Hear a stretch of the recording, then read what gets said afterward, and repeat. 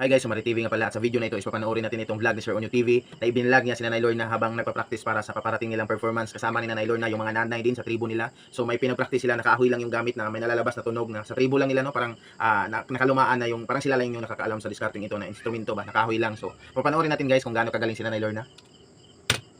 Tingnan natin yung ni Nanay Lorna mga kasama yung mga ano niya. Kahoy lang guys. Tingnan So pwede tayo pa nila mga kababayan.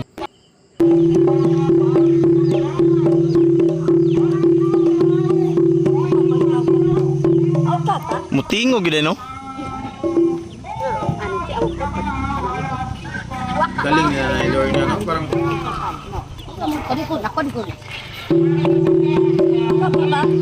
Kapa ba?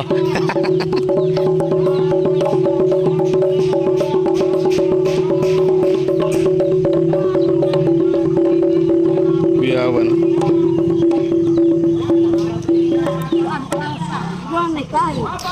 sarap Kinsa may masayaw, feeling na nanay? may tribo ka, no? Ay mutugtog lang nga.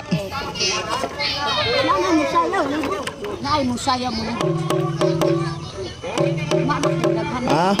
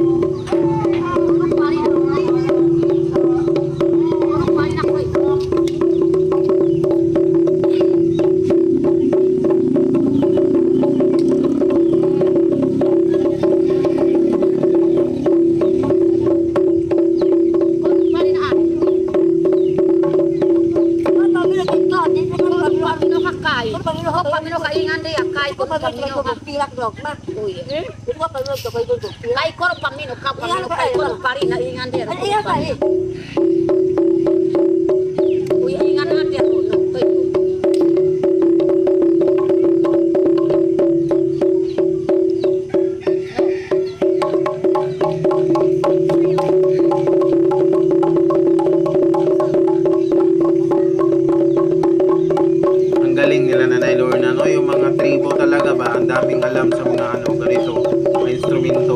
kaya? Oh. Yung tunog na nilalabas niya, yun yung kadalasan maririnig natin sa mga Practice nila mga movie, no? kababayan no kasi Kapag mga present may sila tribo-tribo bukas, na, ano, may present silang sayaw. palabas.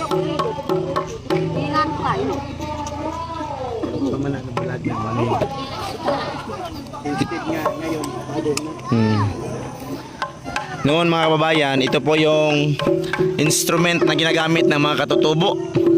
Sa ngayon, ginagamit nila yung agong na. Ito pala yung ano. Noon, nung unang gamit nila mga kababayan, ito lang yung kahoy lang, yung pinapalo-palo. Ang galing, no? Yan.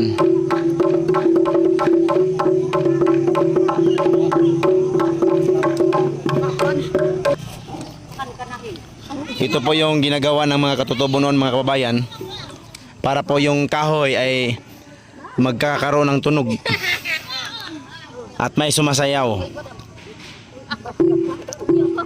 Lahat ba sigurong kahoy, tunugan yan pag ano, pinalo-palo? Yan. Or may ano? Pagkinggan natin mga kababayan, parang agong. Kasi may Ikaw sayaw, Nay. Ikaw sayaw.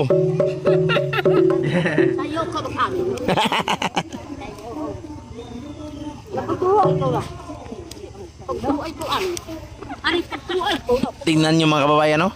Ang galing talaga ng mga katutubo mga kababayan kasi naisipan nila yan, no? napag-isipan nila na Tama. patunugin yung kahoy. Kahoy lang.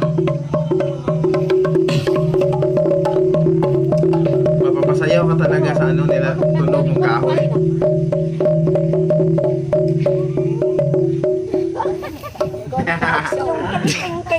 Ang kulit ni nanay. Sayo ko amin. Ano ka, hindi ka kagsayo. No, toki magpako.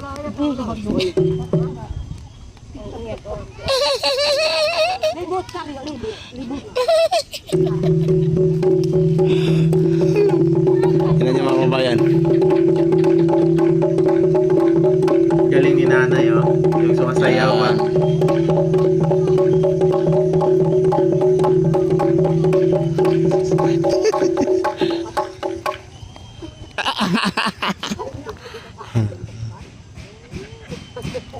Hindi ba mas mahaw ra? Ani. Sayaw ka ng ani. Sayaw ayaw ra. Sayaw. Dito ko makbuyag da.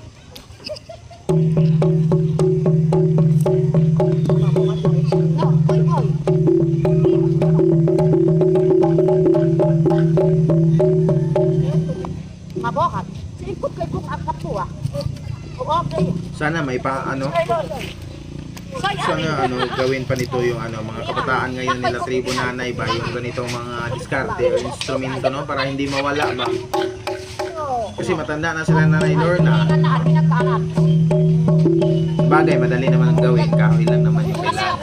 Masyapatan.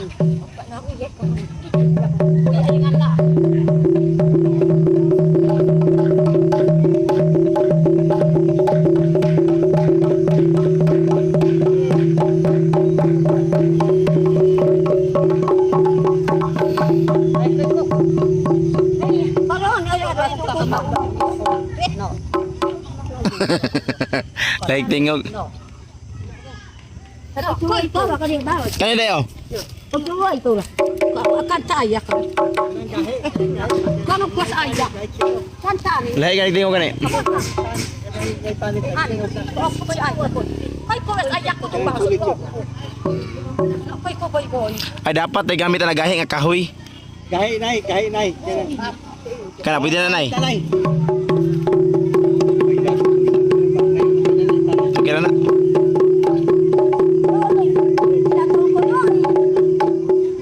Oh, lahit tingin. Lahi gid no. Kuya wari kahoy no, mutugtog di.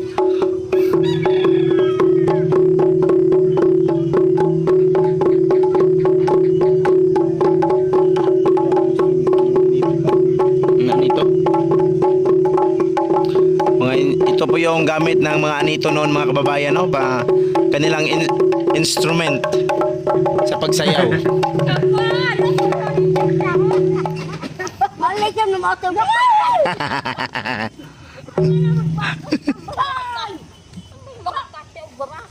Kaning uga ko. Nagalit na yung isa. Hindi sila nagkaintindihan. Kanina yan. Uga. Ah, lahi na goro ya. Lahi na tingog.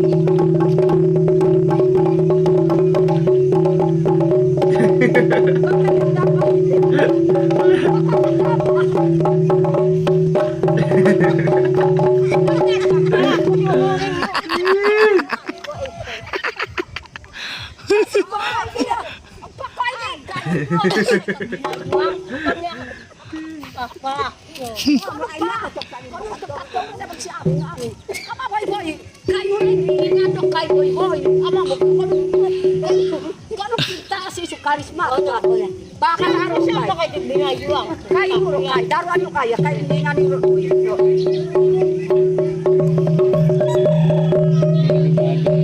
Ha? Murag agong gani. Kuya wani kahoy ano, dipindi sa kahoy goro pod. Umok mo na. Umok ikaw. Masih apa tak?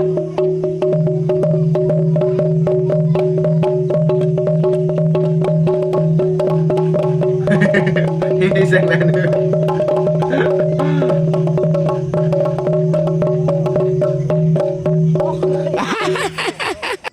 Yun mga kababayan no, nag-practice sila nanay. Abangan natin yung sayaw nila bukas. Parang agong yung kahoy na gamit nila. Parang agong yung tunog. So hanggang dito lang mga kababayan. Salamat. So yun lang guys, no? Sobrang galing nila Nanay Lorna, no? So sana may pasa pa nila yun ni Nanay Lorna sa mga ngayon na henerasyon, no? Sana para hindi matuluyang mawala yung ganitong yung ganyong instrumento, no? So sobrang galing, no? So yun guys, support niyo ang YouTube channel ni Sir Onyo TV at kung pwede ang akin na lang din, subscribe and like. So maraming salamat guys sa pagpanood. God bless sa inyong lahat. Bye-bye.